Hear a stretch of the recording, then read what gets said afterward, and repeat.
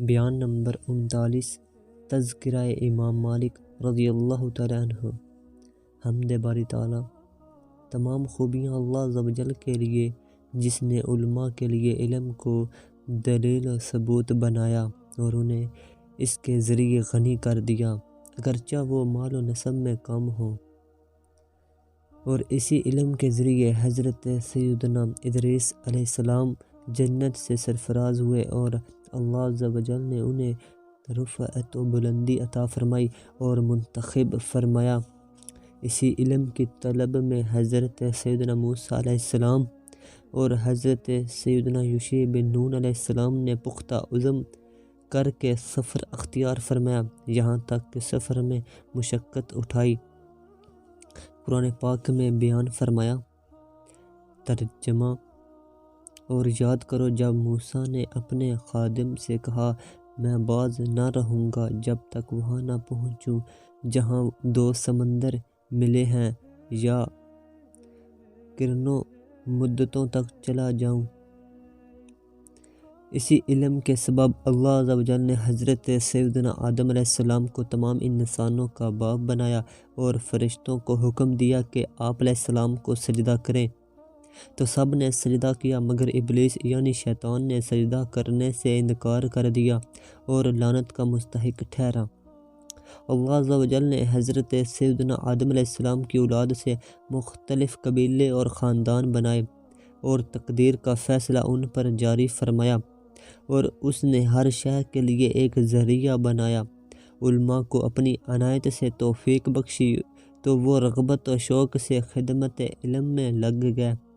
اس نے انہیں اپنے احکام کی سمجھ اور پہچان عطا فرمائی جس کے ذریعے انہوں نے قدر و منزلت اور مراتب حاصل کیے۔ اس نے انہیں دنیا میں مخلوق کے لیے سردار اور رہنما بنایا جس کے ذریعے انہوں نے بزرگی و اخلاق حاصل کیا۔ اس نے ان کے دلوں میں ایسے انوار داخل فرما دیے جن کی روشنی میں وہ ایسی بعید باتوں تک پہنچ جاتے ہیں جن تک رسائی مشکل ہو۔ اس نے انہیں علم کے ذریعے عزت و جلالت اور رعب و ہیبت کا لباس پہنایا تو وہ برگزیدہ و منتخب بندے ہو گئے۔ اس نے انہیں اپنے احکام کی حلاوت عطا فرمائی، لہٰذا انہیں طلب علم کے سفر میں کوئی تھکن نہ ہوئی، اور جب وہ قیامت کے دن گروہ در گروہ حاضر ہوں گے تو اللہ عز و جل انہیں کرامت کے تاج پہنائے گا اور ان کے لیے یہ ندا ہوگی اہلا و سہلا مرحبا۔ میں اللہ عز و جل کی ایسی حمد کرتا ہوں جسے نجات کا وسیلہ بنا سکوں، اور میں اس کلمہ لا الہ الا اللہ وحدہ لا شریک لہ یعنی اللہ عز و جل کے سوا کوئی عبادت کے لائق نہیں، وہ اکیلا ہے، اس کا کوئی شریک نہیں، کی گواہی دیتا ہوں تاکہ خوش کرنے والی عزت و رفعت کا سامان ہو جائے، اور میں گواہی دیتا ہوں کہ حضرت سیدنا محمد مصطفیٰ احمد مجتبیٰ صلی اللہ تعالی علیہ وآلہ وسلم اللہ عز و جل کے خاص بندے اور رسول ہیں، اور جو خاص نبی اور پسندیدہ پیغمبر ہیں۔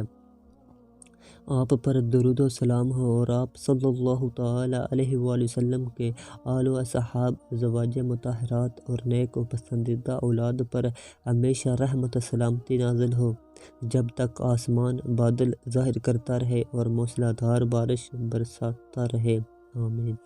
تعارف امام مالک رضی اللہ تعالیٰ عنہ۔ حضرت سیدنا حافظ ابو عمر بن عبد البر رحمۃ اللہ تعالیٰ نے اپنی کتاب النساب میں تحریر فرمایا کہ حضرت سیدنا امام مالک بن انس مدینہ رسول علیہ صاحبہ صلاۃ والسلام کے امام ہیں، یہیں سے حق ظاہر اور غالب ہوا، یہیں سے دین کی ابتدا ہوئی اور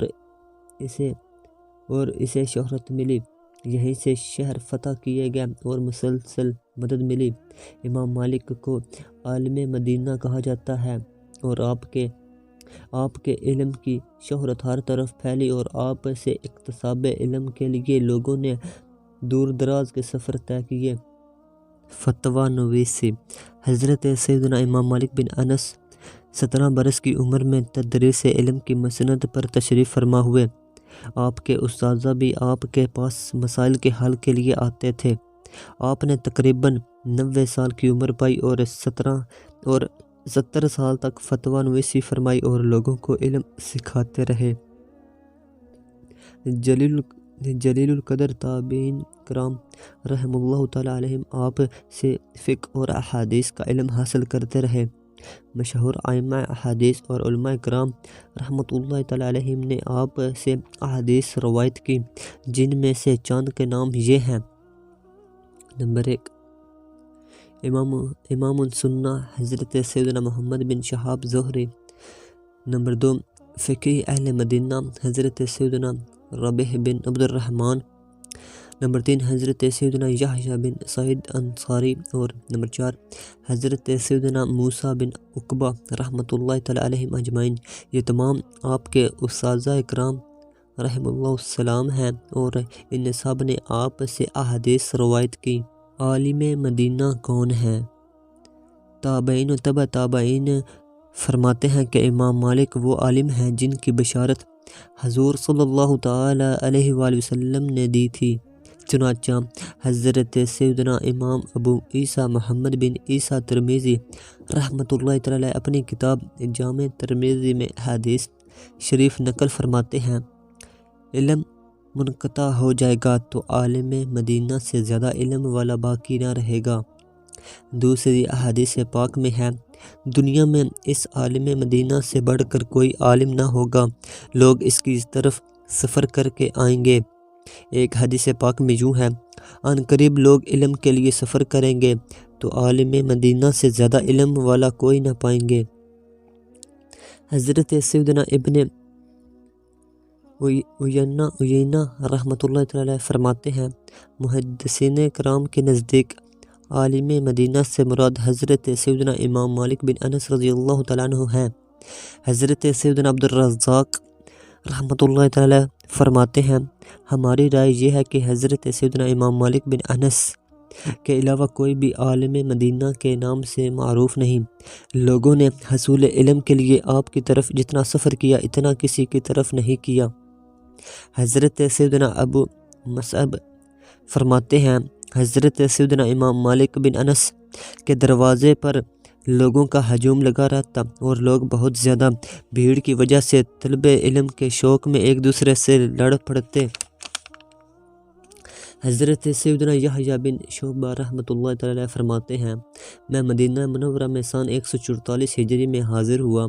اس وقت حضرت سیدنا امام مالک بن انس کی داڑھی اور سر کے بال سیاہ تھے، لوگ آپ کے گرد خاموش بیٹھے تھے، آپ کے رعب کی وجہ سے کسی کو بات کرنے کی ہمت نہ تھی۔ مسجد نبوی شریف میں آپ کے علاوہ کوئی فتویٰ نہ دیتا تھا۔ میں آپ کے سامنے بیٹھ گیا اور ایک سوال کیا تو آپ نے مجھے حدیث پاک سے جواب دیا، میں نے پھر سوال کیا تو آپ نے پھر جواب ارشاد فرمایا، پھر آپ کے دوستوں نے مجھے جھنجھوڑا تو میں خاموش ہو گیا۔ آپ نے ارشاد فرمایا، میں افتاء اور حدیث کے لیے اس وقت تک مسند نشین نہ ہوا جب تک کہ 70 علماء کرام و مشائخ اعظام رحم اللہ السلام نے میری اہلیت کی گواہی نہ دے دی۔ حضرت سیدنا حماد بن زید رحمۃ اللہ تعالی کی خدمت میں ایک شخص کو مسئلہ پوچھنے آیا جس میں لوگوں کا اختلاف تھا، تو آپ نے فرمایا، اے بھائی، اگر تو اپنے دین کی سلامتی چاہتا ہے تو عالم مدینہ سے پوچھ اور ان کی بات توجہ سے سن، کیونکہ وہ حجت یعنی دلیل ہیں اور لوگوں کے امام ہیں۔ حضرت سیدنا حماد بن سلمہ رحمۃ اللہ تعالی ارشاد فرماتے ہیں، اگر مجھے کہا جائے کہ امت محمدی علیہ صاحب صلاۃ والسلام کے لیے کوئی امام اختیار کرو جس سے لوگ علم دین حاصل کریں، تو میں حضرت سیدنا امام مالک بن انس رضی اللہ تعالیٰ عنہ کو اس کا حقدار اور اہل سمجھتا ہوں، اور میری یہ رائے امت کی بہتری کے لیے ہے۔ حضرت سیدنا لیث بن سعد رحمۃ اللہ تعالی فرماتے ہیں، حضرت سیدنا امام مالک کا علم پرہیزگاری کا علم ہے اور اس کے لیے حفظ و امان کا باعث ہے جو اسے حاصل کرے، اور اس کے لیے حفظ و امان کا باعث ہے جو اسے حاصل کرے۔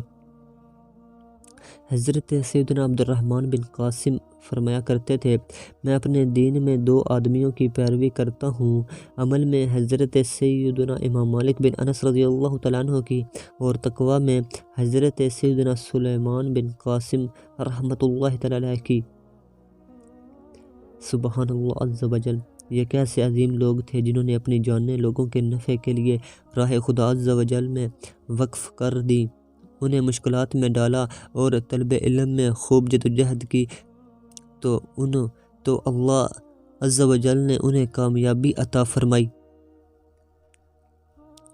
شہنشاہ مدینہ صلی اللہ تعالی علیہ وآلہ وسلم کا فرمان جنت نشان ہے، جو شخص طلب علم کے لیے کسی راستے پر چلے، اللہ عز و جل اس کے لیے جنت کا راستہ آسان فرما دیتا ہے۔ حدیث پاک میں ہے، ایک عالم شیطان پر 1000 عابد سے بھاری ہے۔ اگر اسلام میں ایک عابد فوت ہو جائے تو اس میں صرف ایک شخص کی کمی ہوگی، اور اگر ایک عالم چل بسے تو گویا لوگوں میں سے ایک قبیلہ فوت ہو گیا۔ روئے زمین پر جب کوئی عالم انتقال کر جائے تو اسلام میں ایک ایسا شگاف پڑتا ہے جس سے اس وقت تک کوئی بند نہیں کر سکتا جب تک دن رات آتے جاتے رہیں گے۔ جان لو، طالب علم کے عمل سے خوش ہو کر اس کے لیے ملائکہ اپنے پر بچھا دیتے ہیں۔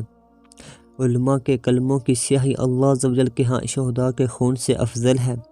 بروز قیامت جب راہ خدا عز و جل میں شہید ہونے والے علماء کی فضیلت دیکھیں گے تو تمنا کریں گے کہ کاش اللہ عز و جل ہمیں بھی علماء میں اٹھاتا۔ جس نے علم کو پا لیا، تحقیق اس نے دنیا و آخرت کی بھلائیوں کو پا لیا، اور جس نے علماء کو اذیت دی اس نے اللہ عز و جل سے اعلان جنگ کیا۔ امام مالک رضی اللہ تعالیٰ عنہ پر سرکار صلی اللہ تعالیٰ علیہ وآلہ وسلم کا کرم۔ حضرت سیدنا محمد بن رمح رحمۃ اللہ تعالیٰ ارشاد فرماتے ہیں، میرے بچپن کا واقعہ ہے جب کہ میں ابھی نابالغ تھا، میں اپنے والد محترم کے ساتھ حج کو گیا۔ میں مسجد نبوی علیہ صاحب الصلاۃ والسلام میں مزار اقدس اور منبر شریف کے درمیان جنت کی کیاری میں آرام کر رہا تھا کہ مجھے نور کے پیکر تمام نبیوں کے سرور دو جہاں کے تاجور صلی اللہ تعالیٰ علیہ وآلہ وسلم کی زیارت ہوئی۔ آپ صلی اللہ تعالیٰ علیہ وآلہ وسلم حضرت سیدنا ابو بکر عمر رضی اللہ تعالیٰ عنہما کو پہلو میں لیے مزار پرانوار سے باہر تشریف لائے۔ میں نے کھڑے ہو کر سلام عرض کیا تو آپ نے مجھے جواب مرحمت فرمایا۔ میں نے عرض کی، یا رسول اللہ صلی اللہ تعالیٰ علیہ وآلہ وسلم، آپ کہاں تشریف لے جا رہے ہیں؟ ارشاد فرمایا، مالک کے لیے سیدھی راہ قائم کر رہا ہوں۔ بیدار ہونے کے بعد جب میں اور میرے والد محترم باہر آئے تو لوگوں کو حضرت سیدنا امام مالک بن انس رضی اللہ تعالیٰ عنہ کے پاس جمع دیکھا۔ آپ نے متاع شریف نکالی ہوئی تھی اور یہ متاع شریف کی پہلی آمد تھی۔ موتا امام مالک رضی اللہ تعالیٰ عنہ کی عظمت و شان۔ حضرت سیدنا محمد بن عبد الحکم رحمۃ اللہ تعالیٰ کا بیان ہے کہ میں نے حضرت سیدنا محمد بن ابو سری عسقلانی رحمۃ اللہ تعالیٰ کو فرماتے سنا کہ میں خواب میں حضور صلی اللہ تعالیٰ علیہ وآلہ وسلم کی زیارت سے مشرف ہوا اور عرض کی، یا رسول اللہ صلی اللہ تعالیٰ علیہ وآلہ وسلم، مجھے علم کی ایسی بات ارشاد فرمائیں جس میں آپ صلی اللہ تعالیٰ علیہ وآلہ وسلم کے حوالے سے بیان کروں۔ تو آپ صلی اللہ تعالیٰ علیہ وآلہ وسلم نے ارشاد فرمایا، میں نے مالک کو ایک خزانہ عطا فرمایا ہے جو وہ تم میں تقسیم کرے گا۔ آپ صلی اللہ تعالیٰ علیہ وآلہ وسلم تشریف لے جانے لگے تو میں بھی آپ صلی اللہ تعالیٰ علیہ وآلہ وسلم کے پیچھے چل پڑا اور دوبارہ عرض کی، یا رسول اللہ صلی اللہ تعالیٰ علیہ وآلہ وسلم، مجھے کچھ علم عطا فرمائیں جس میں آپ صلی اللہ تعالیٰ علیہ وآلہ وسلم کے حوالے سے بیان کروں۔ آپ صلی اللہ تعالیٰ علیہ وآلہ وسلم نے پھر وہی جواب ارشاد فرمایا، میں نے مالک کو ایک خزانہ عطا فرمایا ہے جو وہ تم میں تقسیم کرے گا۔ پھر جب آپ صلی اللہ تعالیٰ علیہ وآلہ وسلم تشریف لے جانے لگے تو میں آپ صلی اللہ تعالیٰ علیہ وآلہ وسلم کے پیچھے ہو لیا اور تیسری بار بھی یہی عرض کی، یا رسول اللہ صلی اللہ تعالیٰ علیہ وآلہ وسلم، مجھے کوئی علم کی بات ارشاد فرما دیجئے جس میں آپ کے حوالے سے بیان کروں۔ تو آپ صلی اللہ تعالیٰ علیہ وآلہ وسلم نے ارشاد فرمایا، اے ابن سیرین، میں نے مالک کو ایک خزانہ دیا ہے جو وہ تم میں تقسیم کرے گا، سن لے، وہ متاع ہے، اور قرآن مجید اور میرے سنت کے بعد مسلمانوں کے گروہ میں تا امام مالک سے زیادہ صحیح کتاب کوئی نہیں، لہٰذا تو اسے سن کر اس سے نفع حاصل کر۔ امام مالک رضی اللہ تعالیٰ عنہ اور علم کی قدر۔ حضرت سیدنا عتیق بن یعقوب رحمۃ اللہ تعالیٰ علیہ فرماتے ہیں، ایک دفعہ خلیفہ ہارون الرشید مدینہ منورہ حاضر ہوئے اور انہیں یہ خبر پہنچی کہ حضرت سیدنا امام مالک بن انس کے پاس احادیث کی موطا نامی کتاب ہے جو وہ لوگوں کو پڑھ کر سناتے ہیں۔ خلیفہ ہارون الرشید نے اپنے وزیر کو آپ کی طرف یہ کہتے ہوئے بھیجا کہ امام مالک بن انس کو میرا سلام کہنا اور کہنا کہ وہ کتاب لے کر میرے پاس آئیں اور مجھے پڑھ کر سنائیں۔ برمکی نے جب آپ کی خدمت میں حاضر ہو کر عرض کی تو آپ نے ارشاد فرمایا، جاؤ، خلیفہ کو میرا سلام کہو اور پھر کہو، علم کے پاس جانا پڑتا ہے، یہ خود کسی کے پاس نہیں آتا، اور علم حاصل کرنا پڑتا ہے، یہ خود حاصل نہیں ہوتا۔ برمکی نے خلیفہ ہارون الرشید کے پاس آ کر جب یہ سب بیان کیا تو اس وقت دربار میں قاضی ابو یوسف بھی بیٹھے ہوئے تھے۔ وہ کہنے لگے، اے امیر المومنین، اہل عراق کو یہ بات پہنچ سکتی ہے کہ آپ نے امام مالک بن انس رضی اللہ تعالیٰ عنہ کو حکم دیا مگر انہوں نے نافرمانی کی، لہٰذا آپ ان پر سختی کریں۔ ابھی یہ گفتگو چل رہی تھی کہ حضرت سیدنا امام مالک بن انس تشریف لے آئے اور سلام کر کے بیٹھ گئے۔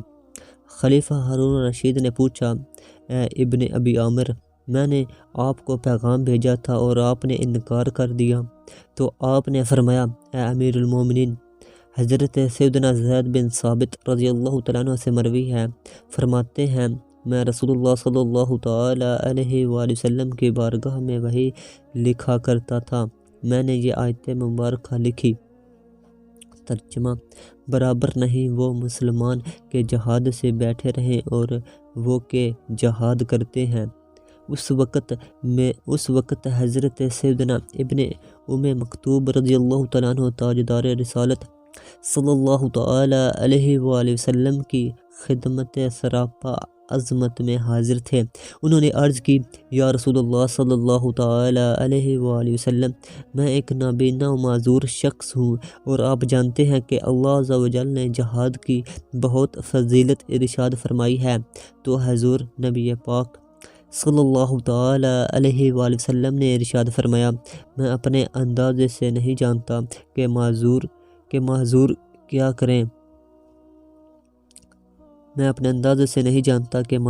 کریں۔ حضرت سیدنا زید بن ثابت رضی اللہ تعالیٰ عنہ فرماتے ہیں، میرا قلم ابھی روشنائی سے تر تھا، خشک بھی نہیں ہوا تھا کہ سرکار مدینہ صلی اللہ تعالیٰ علیہ وآلہ وسلم کی ران مبارک وحی کے بوجھ سے مجھ پر بھاری ہونے لگی۔ جب آپ کو افاقہ ہوا تو ارشاد فرمایا، اے زید، اب لکھو، یعنی آیت مبارکہ کی ترتیب اس طرح ہوگی۔ ترجمہ، برابر نہیں وہ مسلمان کے بے عذر جہاد سے بیٹھے رہیں اور وہ کہ راہ خدا میں اپنے مالوں اور جانوں سے جہاد کرتے ہیں۔ سورہ النساء۔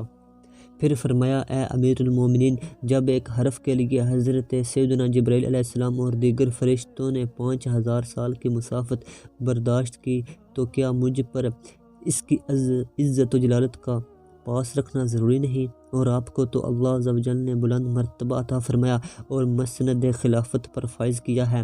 بس آپ علم کا مرتبہ گھٹانے والے سب سے پہلے شخص نہ بنیں، ورنہ اللہ عز و جل آپ کی قدر و منزلت کم کر دے گا۔ راوی فرماتے ہیں کہ خلیفہ ہارون رشید اٹھے اور حضرت سیدنا امام مالک بن انس کے ساتھ ان کے گھر کی طرف چل پڑے تاکہ آپ سے موتا سنوں۔ آپ نے خلیفہ کو اپنے ساتھ مسند پر بٹھایا۔ جب خلیفہ نے آپ سے موتا پڑھنے کا ارادہ کیا تو کہنے لگے، آپ مجھے پڑھ کر سنائیں۔ آپ نے ارشاد فرمایا، اے خلیفۃ المسلمین، میں نے آج تک کسی کو پڑھ کر نہیں سنایا۔ ہارون رشید نے کہا، لوگ باہر چلے جائیں تو میں پڑھ کر سناتا ہوں۔ آپ نے فرمایا، جب خاص لوگوں کی وجہ سے عام لوگوں سے علم کو روک دیا جائے تو اللہ عز و جل خاص لوگوں کو بھی اس سے نفع نہ دے گا۔ پھر آپ رضی اللہ تعالیٰ عنہ نے اس سے فرمایا، معین بن عیسیٰ فزاز کو پڑھ کر سناؤ۔ جب خلیفہ نے پڑھنا شروع کیا تو آپ نے فرمایا، اے امیر المومنین، میں نے اپنے ملک کے علماء کو دیکھا ہے کہ وہ علم کے لیے عاجزی کرنا پسند کرتے ہیں۔ یہ سن کر ہارون رشید مسند سے نیچے اترے اور آپ کے سامنے بیٹھ گئے۔ حضرت سیدنا امام مالک بن انس سے حصول علم کے متعلق سوال ہوا تو ارشاد فرمایا، علم سیکھنا بہت اچھا ہے، لیکن یہ خیال رکھو کہ جو شخص صبح سے شام تک تمہارے ساتھ رہے تم بھی اسے لازم پکڑو۔ حضرت سیدنا امام مالک بن انس علم دین کی حد درجہ تعظیم فرماتے تھے، یہاں تک کہ جب احادیث پاک بیان کرنے کا ارادہ فرماتے تو وضو کر کے 2 نفل پڑھتے، پھر داڑھی میں کنگھی کرتے، خوشبو لگاتے اور عزت وقار کے ساتھ اپنی مسند کے صدر مقام پر تشریف فرما ہو کر حدیث پاک بیان کرتے۔ آپ سے اس کی وجہ پوچھی گئی تو ارشاد فرمایا، مجھے یہ بات زیادہ پسند ہے کہ اللہ عز و جل کے محبوب دانائے غیوب صلی اللہ تعالیٰ علیہ وآلہ وسلم کی احادیث پاک کی تعظیم کروں۔ یوں ہی علم کی تعظیم کی جاتی ہے۔ علماء کرام رحمہ اللہ السلام جب علم کی تعظیم کرتے تو اللہ عز و جل لوگوں کے دلوں میں ان کی عظمت ڈال دیتا ہے اور بادشاہوں اور دوسرے افراد کے دلوں میں ان کا رعب و دبدبہ بٹھا دیتا ہے۔ اے علم کے طلبگار، علم کے لیے عاجزی اختیار کر۔ جو اس کے لیے عاجزی کرتا ہے حقیقتاً وہ اللہ عز و جل کے لیے عاجزی کرتا ہے اور جو اللہ عز و جل کے لیے عاجزی کرتا ہے اللہ عز و جل اس کا مرتبہ بلند فرما دیتا ہے۔ بلا شبہ مٹی قدموں کے نیچے آ کر حقیر ہوتی ہے تو چہرے کے لیے پاکی کا باعث بن جاتی ہے۔ چنانچہ ارشاد باری تعالیٰ ہے، ترجمہ، تو اپنے منہ اور ہاتھوں کا اس مٹی سے مسح کرو۔ سورہ مائدہ۔ اے میرے اسلامی بھائی، علم کے اجتماع میں حاضری کو اس طرح یقینی بنا لے جس طرح بچہ ہر وقت دودھ کا محتاج ہوتا ہے مگر جب وہ بڑا ہوتا ہے تو اسے چھوڑنے پر صبر کر لیتا ہے۔ یاد رکھ، فضائل کا راستہ مصیبتوں سے بھرا ہوا ہے تاکہ ناپختہ ارادے والا راستے ہی سے لوٹ آئے۔ اے نوجوان، تیرے نفس کا موتی علم سیکھنا ہے اور اس کا زیور عمل ہے۔ اگر تو نے میری نصیحت مان لی تو تیرے لیے مسند صدارت ہے یا منبر کی اونچائی۔ اشعار کا ترجمہ، اگر علماء کرام رحمہ اللہ السلام علم کی حفاظت کریں گے تو یہ ان کی حفاظت کرے گا، اگر وہ دل سے اس کی تعظیم کریں گے تو یہ بھی ان کو عزت دے گا۔ کیا میں عزت کا بیج بو کر ذلت کا پھل توڑوں گا؟ اگر ایسا ہے تو جاہل کی اتباع میں ہی احتیاط ہے۔ اے بھائی، علم حاصل کر، کیونکہ انسان پیدائشی طور پر عالم نہیں ہوتا اور علم والا جاہل کی طرح نہیں ہو سکتا۔ قوم کا بے علم سردار جھوٹا ہے جبکہ لوگ اس سے منہ موڑ لیں۔ منقول ہے کہ جب حضرت سیدنا امام مالک بن انس کے علم کا شہرہ ہوا اور آپ کا ذکر خیر اور فضیلت دوسرے ممالک تک پھیل گئی تو آپ کے خدمت میں علم کی ترویج و اشاعت کے لیے مال و دولت حاضر کیا جاتا۔ آپ اس کو اپنے دوست احباب میں تقسیم فرما دیتے اور آپ کے دوست آپ کی پیروی میں اسے بھلائی کے کاموں میں خرچ کر ڈالتے۔ اس میں سے کچھ بھی آپ بچا کر نہ رکھتے اور فرمایا کرتے، زہد یعنی دنیا سے بے رغبتی مال نہ ہونے کا نام نہیں، بلکہ زہد تو یہ ہے کہ دل اس سے فارغ ہو۔ مزید ارشاد فرمایا، جو بندہ حدیث کے بیان میں سچا ہوتا ہے اور جھوٹ نہیں بولتا، اللہ عز و جل اسے اس کی عقل سے نفع عطا فرماتا ہے اور بڑھاپے میں اسے کوئی آفت نہیں پہنچتی اور نہ ہی اس کی عقل خراب ہوتی ہے۔ حضرت سیدنا عمر بن ابو سلمہ رحمۃ اللہ تعالی علیہ فرماتے ہیں، جب میں نے موطا امام مالک پڑھی تو خواب میں ایک آنے والا آیا اور کہنے لگے، بلا شبہ یہ شہنشاہ مدینہ صلی اللہ تعالی علیہ وآلہ وسلم کا کلام ہے۔ منقول ہے کہ جب حضرت سیدنا امام مالک بن انس نے اپنی کتاب موطا تالیف کرنے کا ارادہ فرمایا تو اس میں غور و فکر کرنے لگے کہ اس کا نام کیا رکھا جائے۔ فرماتے ہیں کہ ایک دن جب میں سویا تو سرکار مدینہ صلی اللہ تعالی علیہ وآلہ وسلم کی زیارت سے فیض یاب ہوا۔ آپ صلی اللہ تعالی علیہ وآلہ وسلم نے ارشاد فرمایا، یعنی اس علم کو لوگوں کے لیے آسان یا تیار کر دو، لہٰذا آپ نے اس کا نام موطا رکھا۔ حضرت سیدنا عبداللہ بن مبارک رحمۃ اللہ تعالی علیہ فرماتے ہیں، ہم حضرت سیدنا امام مالک بن انس رضی اللہ تعالیٰ عنہ کی خدمت میں حاضر تھے اور آپ ہمیں احادیث پاک بیان فرما رہے تھے۔ اچانک ایک بچھو نے آپ کو 16 مرتبہ ڈانک مارا۔ آپ کے چہرے کا رنگ بدل کر زرد پڑ گیا، اس کے باوجود آپ حدیث پاک بیان کرتے رہے۔ جب سب لوگ چلے گئے تو میں نے عرض کی، اے ابو عبداللہ، آج میں نے آپ کی عجیب حالت دیکھی ہے۔ تو ارشاد فرمایا، ہاں میں نے حضور نبی کریم رؤوف الرحیم صلی اللہ تعالی علیہ وآلہ وسلم کی احادیث پاک کی تعظیم کرتے ہوئے صبر کیا ہے۔ حضرت سیدنا مصعب بن عبداللہ رحمۃ اللہ تعالی علیہ فرماتے ہیں کہ حضرت سیدنا امام مالک بن انس جب حضور نبی پاک صلی اللہ تعالی علیہ وآلہ وسلم کا نامی اسم گرامی لیتے تو آپ کا رنگ بدل جاتا اور آپ پر کپ کپی طاری ہو جاتی، یہاں تک کہ حاضرین اجتماع پر برداشت مشکل ہو جاتی۔ جب آپ سے وجہ دریافت کی گئی تو فرمایا، اگر تم بھی اسے دیکھ لیتے جو میں دیکھتا ہوں تو تم پر گراں نہ گزرتا۔ حضرت سیدنا امام مالک بن انس سے راستے میں یا کھڑے کھڑے یا جلدی میں احادیث پاک بیان کرنے کو ناپسند فرماتے اور ارشاد فرمایا کرتے، مجھے یہ پسند ہے کہ حضور نبی کریم رؤوف الرحیم صلی اللہ تعالی علیہ وآلہ وسلم کی احادیث پاک کی تعظیم کروں۔ سرکار دو عالم صلی اللہ تعالی علیہ وآلہ وسلم نے انگوٹھی پہنائی۔ حضرت سیدنا امام داراوردی رحمۃ اللہ تعالی علیہ فرماتے ہیں، میں نے خواب میں اپنے آپ کو مسجد نبوی میں یوں عرض پایا کہ میں نور کے پیکر، تمام نبیوں کے سرور، دو جہاں کے تاجور صلی اللہ تعالی علیہ وآلہ وسلم کے جلوہ نور بار سے ضیاء بار ہو رہا ہوں اور آپ صلی اللہ تعالی علیہ وآلہ وسلم لوگوں کے سامنے بیان فرما رہے ہیں۔ اسی دوران حضرت سیدنا امام مالک بن انس رضی اللہ تعالیٰ عنہ حاضر خدمت ہوئے۔ جب نبی پاک صلی اللہ تعالی علیہ وآلہ وسلم نے انہیں دیکھا تو ارشاد فرمایا، ادھر میرے پاس آؤ۔ آپ قریب ہوئے تو سرکار دو عالم صلی اللہ تعالی علیہ وآلہ وسلم نے اپنی انگلی سے انگوٹھی اتاری اور آپ کی چنگلیاں میں پہنا دی۔ میرے خیال میں اس سے مراد علم ہے جو حضور نبی پاک صلی اللہ تعالی علیہ وآلہ وسلم نے انہیں عطا فرمایا۔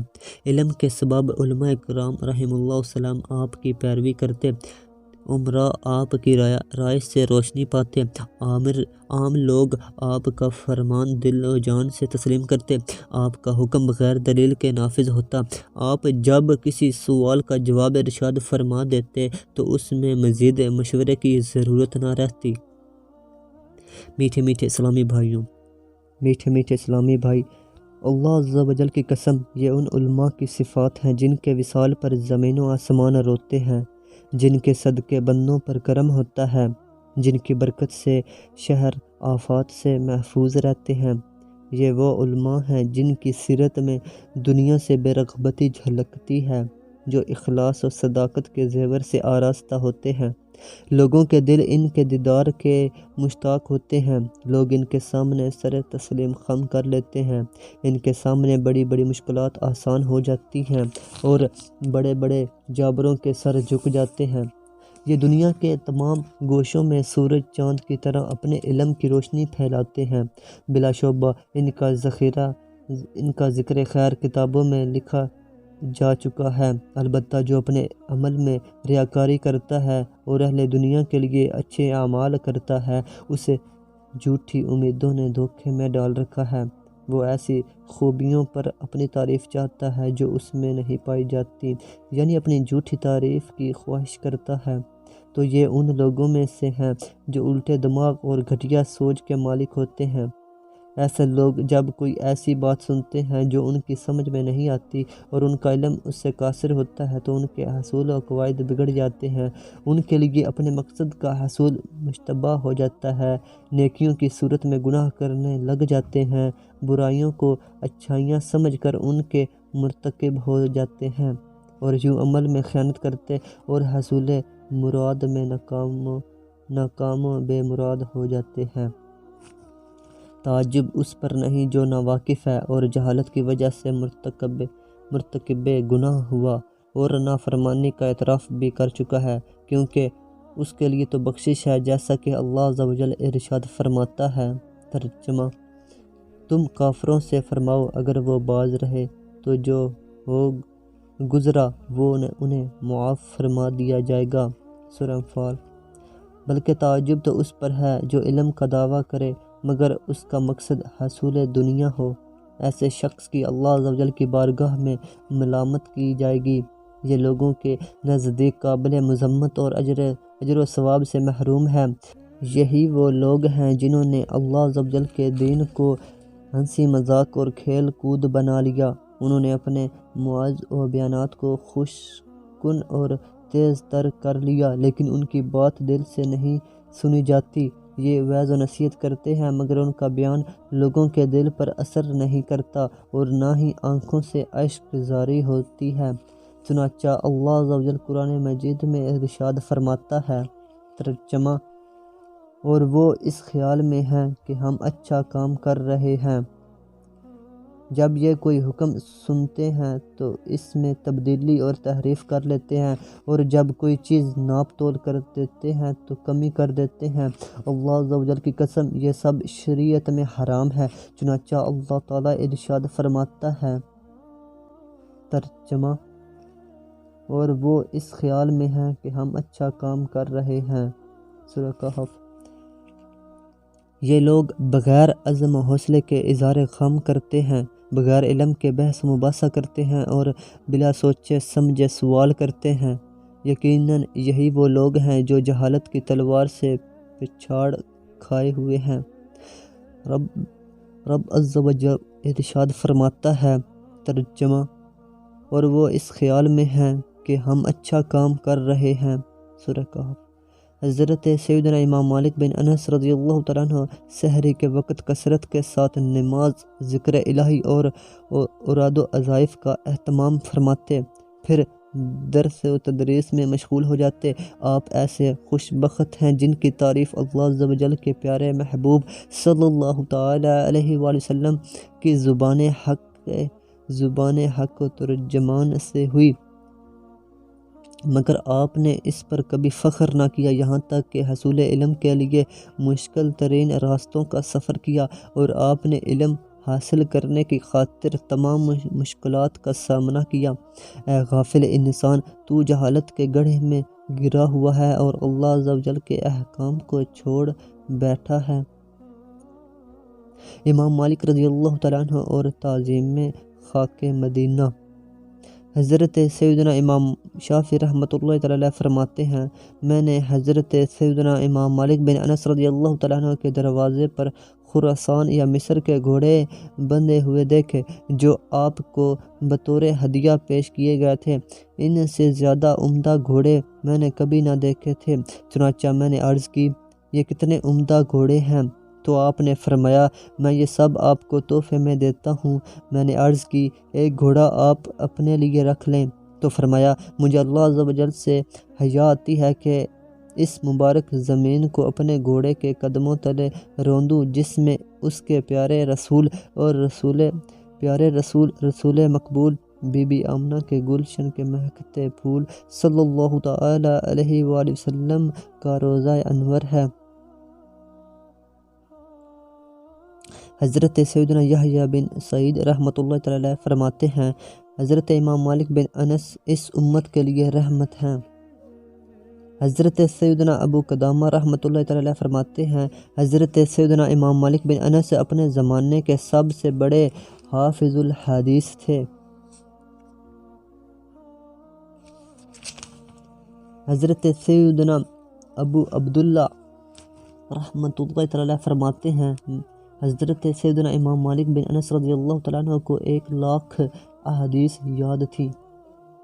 حضرت سیدنا لیث بن سعد رحمۃ اللہ تعالی علیہ فرماتے ہیں اللہ عز و جل کی قسم مجھے روئے زمین پر سب سے زیادہ محبت حضرت امام مالک بن انس سے ہے۔ آپ یہ دعا فرمایا کرتے یا اللہ عز و جل میری عمر بھی امام مالک کو لگا دے۔ حضرت سیدنا امام اوزاعی رحمۃ اللہ تعالی علیہ حضرت سیدنا امام مالک کی بہت تعظیم کیا کرتے اور آپ کی بات کرتے تو عظیم القابات سے یاد فرماتے ہوئے یوں گویا ہوتے عالم العلماء نے یوں کہا، عالم مدینہ نے یہ فرمایا اور مفتی حرمین کا فرمان یہ ہے۔ حضرت سیدنا مسنا بن سعید قشیری رحمۃ اللہ تعالی علیہ فرماتے ہیں میں نے حضرت سیدنا امام مالک بن انس رضی اللہ تعالیٰ عنہ کو یہ فرماتے سنا، میں ہر رات سرکار مدینہ صلی اللہ تعالی علیہ وآلہ وسلم کا دیدار کرتا ہوں۔ جہنم سے نجات کی بشارت۔ حضرت سیدنا ابن قاسم رحمۃ اللہ تعالی علیہ فرماتے ہیں کہ ہم حضرت سیدنا امام مالک بن انس رضی اللہ تعالیٰ عنہ کے مرض وصال میں آپ کی خدمت میں حاضر تھے۔ حضرت سیدنا ابن داروردی رحمۃ اللہ تعالی علیہ حاضر ہوئے اور عرض کی ابو عبداللہ گزشتہ رات میں نے ایک خواب دیکھا ہے کہ آپ سننا پسند فرمائیں گے؟ آپ نے ارشاد فرمایا سنائیں۔ تو انہوں نے خواب بیان کرتے ہوئے کہا میں نے سفید لباس میں ملبوس ایک آدمی دیکھا جو آسمان سے اترا، اس کے ہاتھ میں ایک ایسا رجسٹر تھا جو زمین و آسمان کے درمیان پھیلا ہوا تھا۔ اس نے 3 مرتبہ کہا، یعنی یہ حضرت سیدنا امام مالک بن انس کے لیے دوزخ سے برات نامہ ہے۔ ابھی یہ گفتگو چل ہی رہی تھی کہ خلیفہ کا قاصد حاضر ہو کر عرض گزار ہوا، اے ابو عبداللہ مسجد نبوی شریف کے مؤذن نے گزشتہ رات ایک خواب دیکھا ہے جو میں نے اس سے سنا ہے، چنانچہ اس نے بھی پہلے خواب کی مثل خواب سنایا۔ اس پر حضرت سیدنا امام مالک بن انس رضی اللہ تعالیٰ عنہ نے ارشاد فرمایا اللہ عز و جل ہی حقیقی مددگار ہے، وہ جو چاہتا ہے کرتا ہے۔ روح زمین کا سب سے بڑا عالم۔ حضرت سیدنا ابو زکریہ رحمۃ اللہ تعالی علیہ فرماتے ہیں میں نے حضرت سیدنا امام محمد بن ادریس شافعی رحمۃ اللہ تعالی علیہ کو یہ فرماتے سنا، جب ہم مکہ میں مقیم تھے تو مجھے میری پھوپھی نے بتایا کہ میں نے آج رات ایک خواب دیکھا ہے۔ میں نے کہا سنائیں کیا خواب ہے؟ تو انہوں نے فرمایا میں نے فلاں کو یہ کہتے سنا کہ آج رات اہل زمین کا سب سے بڑا عالم فوت ہو گیا ہے۔ جب ہم نے حساب لگایا تو وہ حضرت سیدنا امام مالک بن انس رضی اللہ تعالیٰ عنہ کے انتقال کا دن تھا۔ حضرت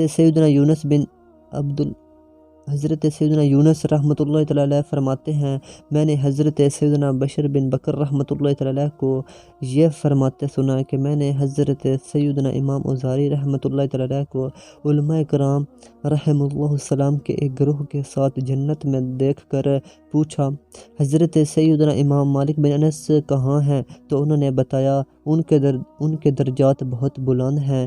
میں نے پوچھا وہ کیسے؟ جواب ملا ان کی سچائی کی بدولت، ایک کلمے کے سبب بخشش۔ کسی نیک بزرگ نے حضرت سیدنا امام مالک بن انس کو بعد وصال خواب میں دیکھ کر پوچھا، یعنی اللہ عز و جل نے آپ کے ساتھ کیا معاملہ فرمایا؟ ارشاد فرمایا اس نے مجھے بخش دیا۔ پوچھا کس سبب سے؟ فرمایا ایک کلمے کے سبب جو میں نے امیر المومنین حضرت سیدنا عثمان غنی رضی اللہ تعالیٰ عنہ کے متعلق کسی سے سنا تھا کہ جب آپ کسی مردے کو دیکھتے تو پڑھتے۔ عربی عبارت کا ترجمہ، یعنی وہ اللہ ہے جس کے سوا کوئی عبادت کے لائق نہیں، وہ آپ زندہ ہے، دوسروں کو قائم رکھنے والا ہے، پاک ہے وہ ذات جو خود زندہ ہے کہ اسے کبھی موت نہیں۔ تو میں بھی اپنی زندگی میں جب کسی مردے کو دیکھتا تو ہمیشہ یہ کلمہ پڑھا کرتا، جس کی برکت سے اللہ عز و جل نے مجھے جنت میں داخل فرما دیا۔ آپ رضی اللہ تعالیٰ عنہ کا وصال و تجزی و تکفین۔ حضرت سیدنا عبدالعزیز رحمۃ اللہ تعالیٰ علیہ فرماتے ہیں، حضرت سیدنا امام مالک بن انس رضی اللہ تعالیٰ عنہ کا وصال 10 ربیع الاول سن 179 ہجری میں ہوا۔ آپ ہفتے کے دن بیمار ہوئے اور اسی دن اس دار فانی سے رخصت ہو گئے۔ آپ نے 90 برس کی عمر پائی۔ آپ نے وصیت فرمائی کہ مجھے میرے اپنے کپڑوں میں ہی کفن دیا جائے اور جنازہ گاہ میں نماز جنازہ ادا کی جائے۔ آپ کی نماز جنازہ کثیر لوگوں نے ادا کی، جن میں حضرت سیدنا ابن عیاش، حضرت سیدنا ہاشم، حضرت سیدنا ابن کنانہ، حضرت سیدنا شعبہ بن داؤد، آپ کے کاتب حضرت سیدنا حبیب اور ان کے بیٹے رحمۃ اللہ تعالیٰ علیہم اجمعین جیسی شخصیات بھی شامل تھیں۔ کئی لوگ آپ کی قبر مبارک میں بھی اترے۔ آپ رضی اللہ تعالیٰ عنہ کے وصال پر اہل عراق کا صدمہ۔ جب حضرت سیدنا امام مالک بن انس کے وصال کی خبر عراق پہنچی تو گویا عراق کی سرزمین لرزنے لگی۔ وہاں کے لوگوں کو آپ کی وفات پر بہت صدمہ پہنچا۔ ایک آدمی نے جب حضرت سیدنا سفیان بن عیینہ رحمۃ اللہ تعالیٰ علیہ سے عرض کی، اے ابو محمد، ایک شخص کی خواہش ہے کہ وہ کسی ایسے عالم سے مسئلہ دریافت کرے جو اس کے اور اللہ عز و جل کے درمیان دلیل ہو، تو آپ نے ارشاد فرمایا ایسے عالم تو حضرت سیدنا امام مالک بن انس ہی ہیں کہ جنہیں آدمی اپنے اور اللہ عز و جل کے درمیان دلیل بنا سکتا ہے۔ لیکن جب آپ کو بتایا گیا کہ وہ تو وصال فرما چکے ہیں تو بس صد حسرت و افسوس کہنے لگے، ہائے اچھے لوگ دنیا سے چلے گئے، آدمی کا نسب ہی اس کا مکان ہے۔ حضرت سیدنا امام مالک بن انس دنیا سے بہت زیادہ بے رغبت رہتے اور امور آخرت میں غور و فکر کرتے رہتے تھے، حصول علم میں بہت کوشاں رہتے اور مومنین کی خیر خواہی کرتے تھے۔ خلیفۃ المسلمین مہدی نے آپ سے پوچھا، کیا آپ کا کوئی مکان ہے؟ تو آپ نے جواب میں فرمایا، نہیں، لیکن میں آپ کو ایک حدیث پاک سناتا ہوں۔ میں نے حضرت سیدنا ربیع بن ابی عبد الرحمن رضی اللہ تعالیٰ عنہ کو فرماتے سنا، آدمی کا نسب ہی اس کا مکان ہے۔ امام مالک رضی اللہ تعالیٰ عنہ نے مکان نہ بنایا۔ حضرت سیدنا امام مالک بن انس رضی اللہ تعالیٰ عنہ سے خلیفہ ہارون الرشید نے پوچھا کہ آپ کا کوئی مکان ہے؟ تو آپ نے فرمایا نہیں۔ اس نے 3000 دینار پیش کرتے ہوئے کہا کہ ان سے مکان خرید لیں۔ آپ نے دینار لے لیے لیکن انہیں خرچ نہ کیا۔ جب ہارون الرشید نے بغداد روانگی کا ارادہ کیا تو آپ سے عرض کی، آپ بھی میرے ساتھ چلیں، میں نے عزم کیا ہے کہ لوگوں کو اسی طرح موتا کی ترغیب دلاؤں جس طرح امیر المومنین حضرت سیدنا عثمان غنی رضی اللہ تعالیٰ عنہ نے لوگوں کو قرآن کی ترغیب دلائی۔ تو آپ نے ارشاد فرمایا، لوگوں کو متاع شریف کی ترغیب دلانے کی حاجت نہیں، کیونکہ حضور نبی اکرم نور مجسم صلی اللہ تعالیٰ علیہ وآلہ وسلم کے پردہ فرمانے کے بعد صحابہ اکرام علیہم الرضوان مختلف شہروں میں پھیل گئے اور لوگوں کو احادیث مبارکہ بیان کرتے رہے، جس کی بدولت آج ہر شہر میں کثیر علم احادیث موجود ہے۔ اور حضور سید المبلغین جناب رحمت للعالمین صلی اللہ تعالیٰ علیہ وآلہ وسلم کا فرمان رحمت نشان ہے، یعنی میری امت کا اختلاف رحمت ہے۔ اور تمہارے ساتھ بغداد جانے کی بھی ضرورت نہیں، کیونکہ حضور نبی کریم رؤوف الرحیم صلی اللہ تعالی علیہ وآلہ وسلم کا فرمان عالی شان ہے، ان لوگوں کے لیے مدینہ بہتر تھا اگر وہ جانتے۔ اور سرکار علی وقار شافع روز شمار صلی اللہ تعالی علیہ وآلہ وسلم کا فرمان ذیشان ہے، مدینہ منورہ میل کچیل کو یوں دور کرتا ہے جیسے بھٹی لوہے کا میل دور کرتی ہے، اور یہ ہیں تمہارے دینار جسے تم نے دیے تھے ویسے ہی ہیں، جیسے تم نے دیے تھے ویسے ہی ہیں، اگر چاہو تو لے لو اور چاہو تو چھوڑ دو، یعنی تم نے یہ دینار دے کر مجھے مدینہ منورہ چھوڑنے پر مجبور کیا ہے، لہٰذا اب تم انہیں واپس لے لو، کیونکہ میں مدینہ الرسول علیہ صاحب صلاۃ والسلام پر دنیا و مافیہ کو ترجیح نہیں دوں گا۔ ائمہ اربعہ اور مذاہب اربعہ حق ہیں۔ ایک بزرگ رحمۃ اللہ تعالی علیہ کا بیان ہے، میں نے خواب میں اپنے آپ کو جنت میں پایا، کیا دیکھتا ہوں کہ اس کے درمیان ایک نورانی ستون ہے، اس کی چاروں سمتوں میں 4 افراد ہیں جو 4 زنجیروں سے اسے اپنی طرف کھینچ رہے ہیں، لیکن وہ اتنی مضبوطی کے ساتھ اپنی جگہ پر قائم ہے کہ ذرہ برابر حرکت نہیں کرتا۔ میں نے کہا، کتنے تعجب کی بات ہے، اگر یہ لوگ ایک ہی سمت سے کھینچیں تو ان کو آسانی ہوتی۔ پھر میں نے ایک فرشتے سے اس کے متعلق پوچھا تو اس نے بتایا، یہ ستون دین اسلام ہے اور یہ 4 زنجیریں مذاہب اربعہ یعنی حنفی، شافعی، حنبلی، مالکی ہیں، اور جو حضرات اس کو کھینچ رہے ہیں وہ ائمہ اسلام ہیں، حضرت سیدنا امام محمد بن ادریس شافعی، حضرت سیدنا امام مالک بن انس، حضرت سیدنا امام اعظم ابو حنیفہ نعمان بن ثابت اور حضرت سیدنا امام احمد بن حنبل رضوان اللہ تعالی علیہم اجمعین۔ جس بات پر یہ متفق ہو جائیں وہ فرض ہے، ان کے اقوال حق ہیں اور ان کا اختلاف مسلمانوں کے لیے رحمت ہے۔ وصلی اللہ تعالی علی سیدنا محمد وعلی آلہ وصحبہ اجمعین۔